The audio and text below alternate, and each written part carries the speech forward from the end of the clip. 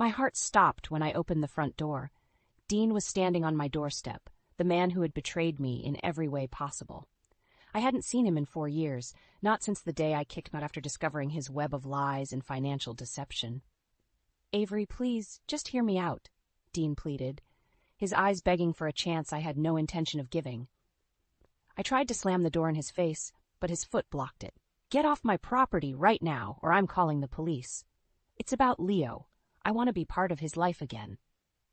The mention of my 4-year-old son made my blood boil. Dean had no rights when it came to Leo after abandoning us. I pushed against the door with all my strength until Dean finally backed away, stumbling down the steps. "You're never going to see him again, you son of a bitch. You gave up that chance a long time ago," I screamed before slamming the door shut. My whole body trembling, Leo came running down the hallway, his eyes wide with fear. "Mommy, who was that man?" I pulled my son into a fierce hug, my heart aching at how he didn't even recognize his own father. "No one you need to worry about, baby. Just a mistake from Mommy's past." Over the next few weeks, Dean's unwanted presence continued to haunt me. Repeatedly he would show up unannounced, making desperate pleas to let him into our lives again. The flower deliveries, the cards slipped into the mailbox, it was unrelenting. I knew better than to believe his claims of changing his ways. Finally, the knock on the door I had been dreading came. I opened it to find Dean looking haggard but disturbingly composed. "We need to talk, Avery, for real this time." "Talk? About what? How you robbed me blind? How you kicked me and Leo out with nothing while your family watched and didn't lift a finger to help?" Dean's jaw tightened. "My family? They want me to get custody of Leo." I couldn't believe the audacity of this man. "Are you out of your goddamn mind? Get off my property right now before I call the cops and have you thrown in jail for trespassing." "You don't understand, Avery," Dean said, taking a step towards me. "My mother, Eleanor, is never going to let this go. She has the best lawyers working to take Leo away. Over my dead body." I slammed the door in his face again, my chest heaving with rage. Through the frosted glass, I saw Dean's silhouette linger for a moment before trudging away. I leaned my forehead against the door, my mind racing. Dean's toxic family, especially his manipulative mother Eleanor, had always been the catalyst for his worst behavior. Was this custody threat for real, or just another one of Dean's mind games? One thing was certain, I would fight to my last breath before letting that family anywhere near my son again. I first met Dean at a dive bar downtown 6 years ago. Even with his slicked-back hair and cocky smile, there was something magnetic about him that drew me in instantly. We both worked crummy jobs at the time, him as a valet, me as a barista, but he talked a big game about his grand entrepreneurial dreams. Maybe it was his confidence or the way his eyes seemed to sparkle with ambition, but I was quickly infatuated. Looking back now, I see how naive I was to Dean's true nature. Over the next couple years, our relationship moved quickly. Within months, we were shacking up together in a rundown studio apartment. I didn't care about the income struggles. I was hopelessly in love and believed in his loft promises of making it big someday. Then came the day that changed everything. Dean came home ecstatic, announcing that his high society mother, Eleanor, had finally agreed to invest seed money into his big idea. I should have listened to that inner voice of doubt about his wealthy, ruthless family. But I was too blinded by excitement over our imminent success. The first sign of trouble came when Eleanor's financial advisor started monitoring all of Dean's spending, insisting on approving every allocation of funds. Suddenly, there was a lot less money than we'd expected from Eleanor's investment. "It's just temporary," Dean would constantly assure me through gritted teeth. "Mother's advisor is being overly cautious, that's all." I chose to believe him, not wanting to rock the boat after years of struggling to get by. But looking back, I see now how he blatantly lied about his income streams, his plans, and pretty much everything else. When I announced I was pregnant with Leo, a year later, that's when the vicious unraveling truly began. Eleanor hit the roof, accusing me of getting intentionally knocked up to swindle her family's money. The vile things that woman said about me over the phone still make me shudder. "She's nothing but a scheming little whore trying to trap you."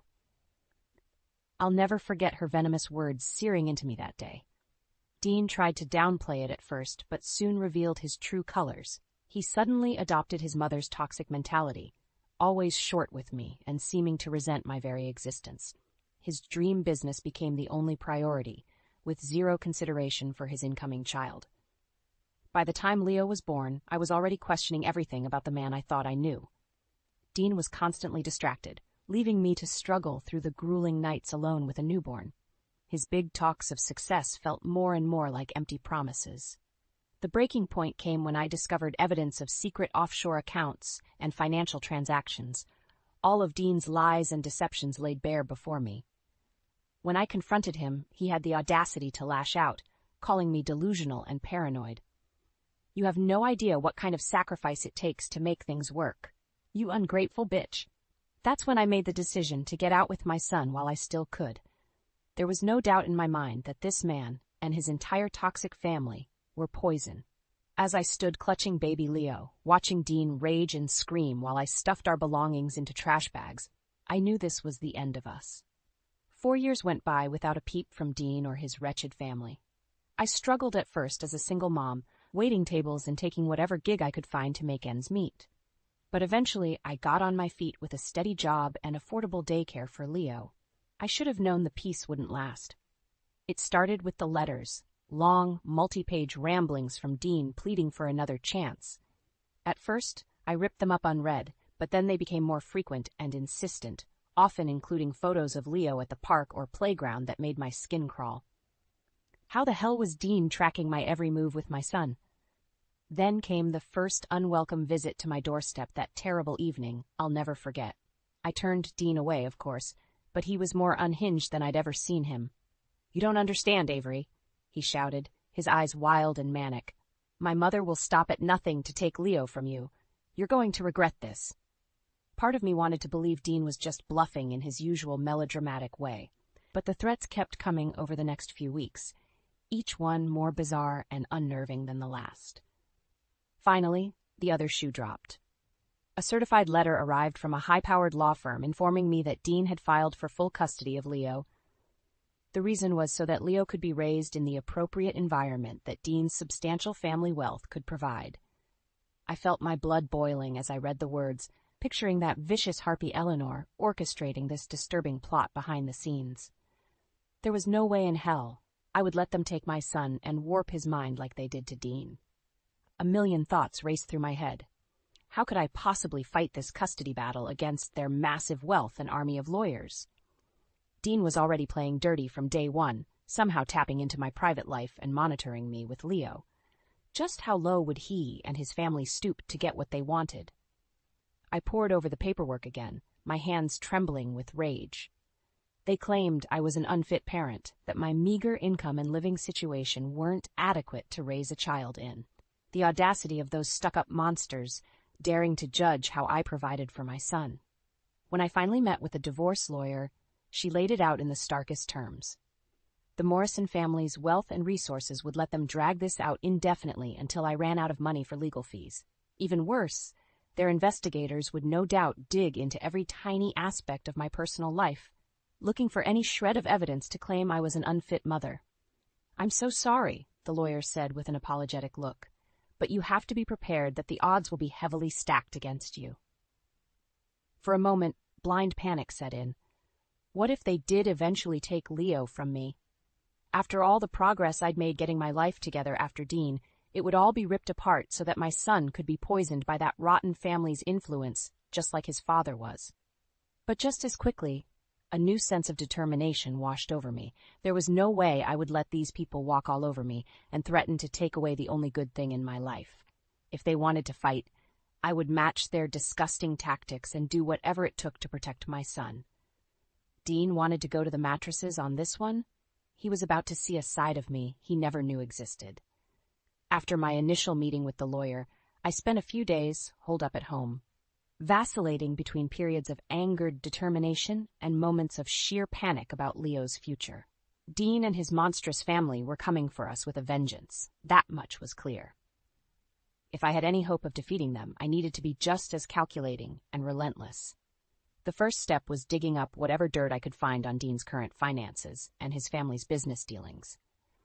I knew from experience they operated in a lot of legal grays areas, always skirting or finding loopholes around regulations. If there was a way to expose any unethical or illegal activities, it could level the playing field in this custody fight. That's when I remembered an old friend from my previous waitressing job, Jenny Blake. Word was she had started her own private investigation firm a few years back. If anyone could unearth the Morrison family's secrets, it was her. "You know I'm in, Avery," Jenny said when I laid out the whole situation to her over coffee. "But you have to be prepared for how dirty this is going to get. These people play for keeps." Jenny's warning was ominous, but I didn't care. I was done being the naive little dormouse Dean, and his mother could just bully and manipulate. It was time to fight fire with fire. Over the next few months, Jenny worked relentlessly to infiltrate the Morrison family's inner circle and uncover any potential bombshells, both legally and personally. Our weekly meetings soon started producing results. First came the records of Dean's past criminal arrests for soliciting and possession of illegal substances, incidents that had been carefully covered up by high-priced lawyers and legal maneuvering. Just having that on record could already cast doubt on his ability to provide a stable home for a child. Even more crucial was the mounting evidence of shady business practices, corruption, and under-the-table payments surrounding Dean's startup that his mother's money had bankrolled. It was just as I suspected, a total house of cards crafted through backroom deals and cooked books. "Just wait until you see what I've got next," Jenny told me one afternoon, unable to suppress a sly smile. "This is the kind of thing that could potentially put Dean and his entire bastard family away for a long time." A few days later, Jenny arrived at my door with a manila envelope and a greasy grin. Inside were documents of offshore bank accounts with Dean's name and transactions totaling in the tens of millions. "That snake has been funneling money out of his mother's accounts for years," Jenny said. "The paper trail shows it's from all kinds of illegal activities, fraud, embezzlement, extortion, you name it." I was speechless, flipping through page after page of the cold, hard evidence. This wasn't just some small-time scam. It was a full-blown criminal empire being run by people I had once been intimately close with. How had I never seen the true depths of their malice and depravity? Jenny put a hand on my shoulder, studying my stunned expression. "This is the real deal, Avery. The kind of smoking gun that could blow this whole custody case wide open and expose them for the filthy crooks they really are. You ready to take these bastards down?" I looked her straight in the eye, feeling an awakening stir inside me, a primal hunger for vengeance against the people who had lied, manipulated, and threatened to take away my very reason for living. "Let's drain these scumbags for every last penny," I replied with a wicked smile. "It's time to go to war." With the damning evidence Jenny had uncovered, I felt a renewed sense of confidence about taking on Dean and the Morrison family. For the first time, I was the one with leverage over their shady dealings and illegal activities. The playing field was finally level. Of course, they weren't going to just roll over either. Dean's mother Eleanor was ruthless, and she still had the wealth and resources to make my life a living hell as this custody battle raged on. Sure enough, it didn't take long for the retaliation to begin. It started small at first, nasty anonymous calls and letters arriving at my apartment, making thinly veiled threats about what would happen if I continued pursuing custody of Leo. I just ripped them up and tossed them in the trash, unfazed. Then came the concerned citizen reports to Child Welfare Services, claiming I was an unfit parent who hosted wild parties and entertained unsavory people around my son. A caseworker actually showed up to inspect my home and interview me, but after she verified these were baseless smears, the case was closed. Next, they started digging into my personal life, dredging up any tiny indiscretions from my past they could find. Unpaid parking tickets, fired from a job for chronic tardiness 6 years ago, anything that could be twisted to paint me as irresponsible. I'll never forget the day I arrived home from work to find Dean himself waiting on my doorstep, crouched down with his arms outstretched toward Leo. "Hey there, little buddy," he said, trying to act all warm and fatherly. "You want to come with Daddy for a while?" A surge of white-hot rage coursed through me. I snatched Leo up and shoved Dean backwards with all my strength, causing him to stumble to the pavement. "Stay the hell away from my son, you son of a bitch!" I shouted, fumbling for my phone to call the police. Dean scrambled back to his feet, his expression twisting into that same vicious sneer I remembered so well. "This is the thanks I get for trying to give my own flesh and blood a better life? Keep pushing me, Avery, and you're going to be very sorry." With that, he turned and stormed off as I clutched Leo tight, both of us trembling. I didn't sleep a wink that night, getting zero rest as I sat awake with a baseball bat, terrified that psychotic Dean or his goons would try breaking in. The worst was yet to come. About a week later, I entered the community center gymnasium for Leo's weekly parent-child playgroup, only to be confronted with a sea of suspicious stares and whispers. I found out why when one of the soccer moms approached me with a look of concern. "Avery, we all got an email saying some, disturbing things about you," the woman said, unable to meet my gaze. "The unsigned message claimed you were involved in drugs and that you've been associating with known criminals lately."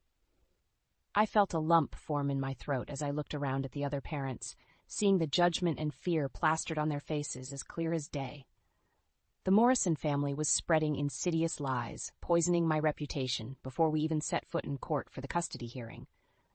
That's when I realized with sinking dread they were going scorch earth, doing everything in their power to ruin me so they could swoop in and claim I was an unfit parent who didn't deserve Leo.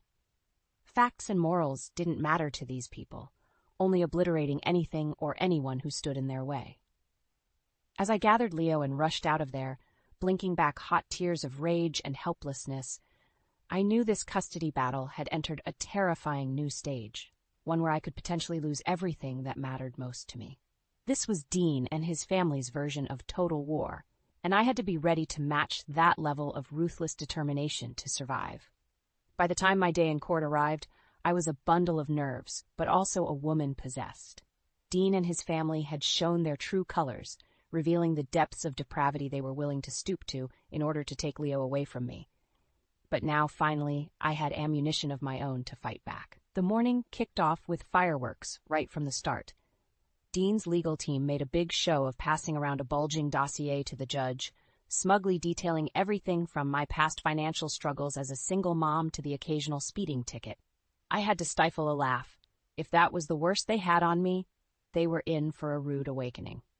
"Your Honor, we have grave concerns about Ms. Morrison's ability to provide a stable, nurturing environment for her son," Dean's smarmy lawyer proclaimed.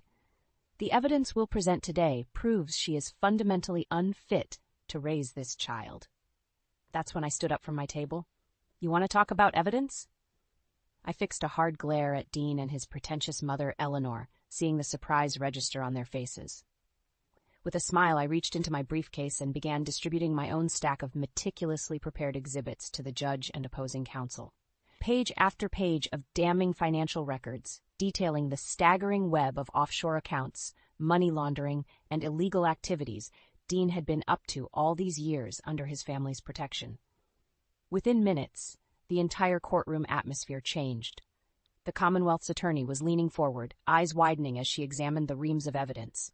Even Dean's unflappable legal team shifted uncomfortably in their seats, stealing glances at each other. I could practically smell the panic and fear wafting from Eleanor's table as she desperately whispered to her attorneys. That smug sense of certainty they had started the day with was melting away right before their eyes. The pièce de résistance was the sworn deposition I had secured from Dean's accountant, an admitted accomplice who had agreed to turn state's evidence in exchange for leniency. The man spent 3 hours on the stand calmly describing in clinical, granular detail all of Dean's crimes, the illegal stock manipulations, the extortion attempts, the overseas kickbacks. It was so utterly damning that even the simplest person could understand the serial criminality this whole family was built on. Throughout the entire day's jaw-dropping testimony, Dean sat motionless, his expression cycling between anger, terror, and ultimately resignation as the futility of his situation dawned on him. At one point, Eleanor actually had to be removed from the courtroom after repeatedly disrupting the proceedings with screaming tantrums about lies and setups. The judge repeatedly warned Dean's team to drop the custody ploy, branding it a transparent attempt at retaliation for me discovering their litany of criminal activities. But they stubbornly, foolishly doubled down, perhaps because at this point pursuing custody of Leo was the only leverage they had left. In hindsight, their foolish pride seems almost quaint compared to the hell that soon rained down upon them. Because after finally realizing the depth of their transgressions, the Commonwealth chose to escalate matters by bringing RICO charges against Dean and his entire family, A criminal syndicate built on decades of fraud, money laundering, bribery, and embezzlement. Just like that, their world came crashing down. Assets were seized. Shocking mugshots were plastered to newspapers from coast to coast, and reality finally struck home for that depraved Morrison clan. All of my anguish, my struggle over the past months, was ultimately validated. As we walked out of that courthouse, following the stunningly one-sided verdict in my favor, Jenny draped her arm over my shoulders with a wide grin. "So feel like celebrating making those scumbags get what they deserved?" I smiled back, feeling a massive weight lift off my shoulders. "Hell yes, but first I need to go hug my son." In the weeks and months following that fateful day in court, the once mighty Morrison family experienced a cataclysmic downfall. With startling swiftness, their entire rotten empire crumbled under the weight of the revealed criminality. First came the barrage of charges and indictments: racketeering, money laundering, tax evasion, bribery, the list went on and on.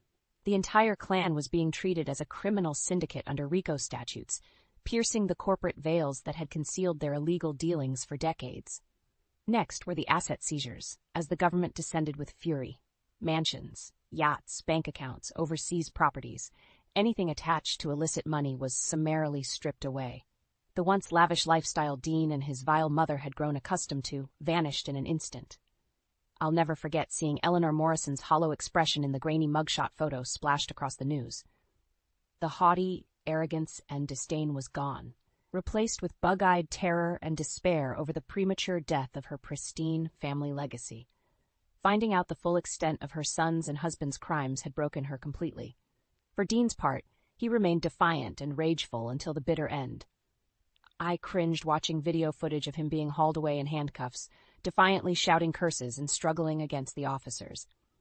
A stark contrast from the shambling, broken figure he would inevitably become behind bars. Of course, the custody case was immediately rendered moot with the criminal charges. Dean didn't just lose his bid for Leo, he lost any possibility of being part of our lives ever again. Part of me felt a pang of sadness over the depressing reality that my son would never know his father, at least not the man Dean used to be before his greed and criminality consumed him. But those thoughts were quickly overshadowed by an overwhelming sense of relief and optimism. The worst was finally behind us. Leo and I could move forward unburdened by the constant threats and harassment that had loomed over us for so long. The cherry on top was the massive settlement I received in the civil case against Dean and his family's remaining assets. With that financial award, all those years of hard times and struggle suddenly disappeared in a flash. I was able to keep a small portion for a rainy day fund, allowing me to breathe easier knowing we would be secure. But the majority went directly into an educational trust for Leo, one that would ensure he could attend any school or university he desired, unencumbered by the burdens I had faced my whole life. For the first time, the playing field was truly leveled, and my son would have a legitimate shot at upward mobility. Still, with my newfound financial security came lingering apprehension. I couldn't shake the memory of how corrupting and toxic the Morrison family's wealth had been. All it took was a few $1,000,000 for people like Dean and Eleanor to descend into depravity of historic proportions. That's why I vowed to always remain grounded, to never let the money change my fundamental character or values. Above all else, I would ensure Leo grew up understanding the meaning of integrity and moral fortitude, the very things Dean had completely abandoned in his ravenous quest for fortune and status. The ultimate slap in the face came when I saw the bombshell news reports about the plea deals Dean was pursuing with federal prosecutors. In a desperate attempt to reduce his eventual sentence, he offered up damning testimony about his own family, revelations that would surely sink Eleanor and his siblings in even deeper legal peril. Of course, none of these shocking revelations about the Morrison family were news to me. I had seen firsthand how deeply their poisonous rot festered below the polished public facade. If anything, Dean's betrayals provided sweet validation for all the pain and trauma he had inflicted on Leo and me over the years. Still, I refused to let anger and bitterness take hold. With the custody battle behind us and our future secure, all I cared about was moving forward and cherishing every moment with my son. The path ahead may have been hard-won, but it would also be one of peace, ethical purpose, and, for the first time, a sense of true fulfillment. The first few months after the court victory were a whirlwind. Relishing my newfound financial freedom, I wasted no time uprooting Leo and myself from the rundown apartment that had represented so much angst over the past few years. We found a beautiful little 3-bedroom home in a tree-lined neighborhood with plenty of green space for Leo to run around. A complete 180 from the rough-and-tumble areas I had been barely scraping by in before. I'll never forget the wide-eyed amazement on my face as we toured the place for the first time. "We get our own big yard, Mommy?" Leo asked in wonder, struggling to comprehend the major upgrade in living standards. I ruffled his hair with a warm smile. "All this and more, baby. This is our chance to really spread our wings."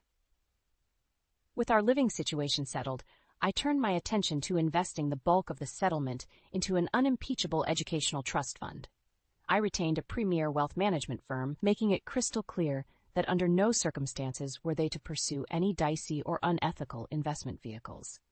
Every dollar would go towards compounding growth for Leo's future academic goals. End of story. Those early days were a needed reset for both of us. We spent countless blissful hours playing in the yard, going on long walks through our new peaceful neighborhood, and visiting the library and museums downtown. Simple joys that we had been deprived of for so long. Of course, the darkness of our past life wasn't completely extinguished. News of Dean's sentencing hearing was inescapable, with the media circus covering every lurid detail of his eventual 25-year prison sentence that would surely see him die behind bars. There was talk of him pursuing appeal after appeal, but I knew the overwhelming evidence made it a futile endeavor. The only remotely positive encounter I had was running into Dean's former accountant, Charles, the whistleblower whose earth-shattering testimony had helped secure my victory. The man had clearly been through a judicial ringer of his own, based on his haggard appearance. "I just wanted you to know it was all worth it in the end," Charles said, averting his gaze with seeming shame. "That family, they deserve to have their hell rained down upon them after what they put you and your son through." His words rang hollow to me. This man had enabled Dean and the Morrisons for years, turning a blind eye to the mounting criminality in exchange for bonuses and bennies. He didn't deserve my absolution or thanks. He was simply saving his own skin when he finally grew a conscience and flipped. "Just do yourself a favor," I replied flatly. "Use your second chance more wisely than they did." As the years went on, Dean and his family continued slipping out of our lives and into irrelevance. There were occasional snippets in the news about Eleanor's declining health and her son's increasingly delusional legal efforts from prison. But I paid it no mind, content to let that vile brood fade into oblivion where they belonged. My only priority was ensuring Leo grew up with a strong moral foundation, imparting on him the values of integrity and civic responsibility that Dean had completely abandoned in his pursuit of wealth and power. We volunteered together, gave back to charitable causes, and I deftly guided Leo towards focusing his sharp intellect on academics rather than any get-rich-quick daydreams. Years later, I felt an immense swell of paternal pride as I watched Leo graduate from a prestigious university with a computer science degree. Dreams of being a Silicon Valley entrepreneur very much intact, but this time with a respect for ethics and transparency. He would build something from scratch through hard work and resourcefulness, not bribery and corruption like the path that had destroyed his own father. In the heady post-graduation celebrations, Leo broke away from his friends to find me, wrapping me up in a fierce embrace. "Thank you for everything, Mom," he said, his voice thick with emotion. "I don't know how you found the strength all those years to persevere through everything and still raise me right. But I'm going to make sure your sacrifices weren't for nothing." I felt hot tears of joy stinging my eyes as I held him tighter. After so many years of turmoil, my son was finally a man, one who understood what truly mattered in life, principles over greed, ethics over sociopathy. He had exorcised the demons of his family legacy. "You already have, Leo," I whispered fiercely, "just by being you.